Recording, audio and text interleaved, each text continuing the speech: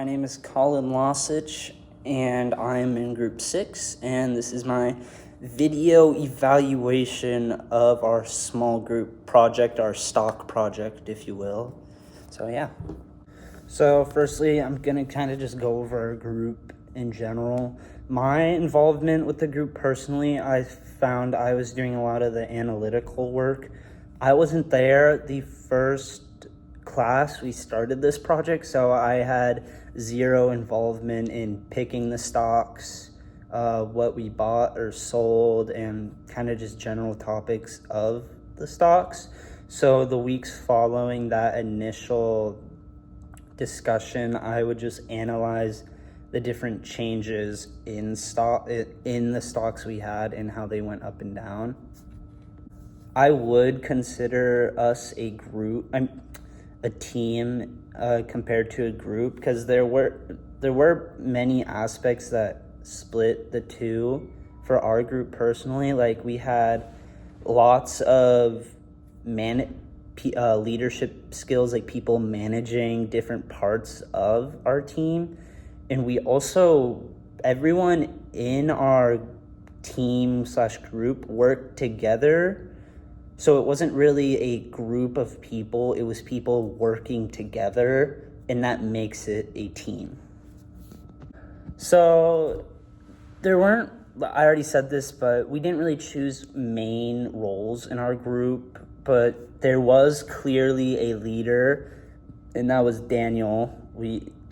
He was our unofficial leader. He made all of the Google groups and the Excel. He shared everything with everyone, so he was kind of our unspoken leader. And then the whole time I did a lot of the analytical stuff, and then there were two other people in our group, and they chose the stocks. So there was a leader, an analyst.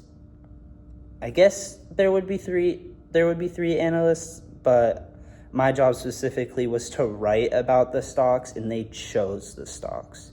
So we had 3 different positions in our groups that we could have chosen from.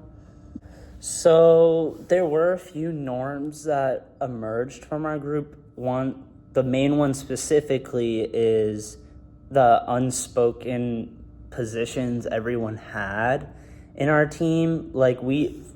So a norm that developed in our group was Daniel becoming our group leader, because we didn't choose positions, but he originally initiated everyone to do something in the group, and then he was the main organizer of the Word document that we had and the Google Sheet. So he was kind of so a norm that developed in our group was people gaining unspoken positions, which evidently helped us out in the end, but it would have been more practical to actually define those positions in the beginning rather than come up with them as the assignment went on.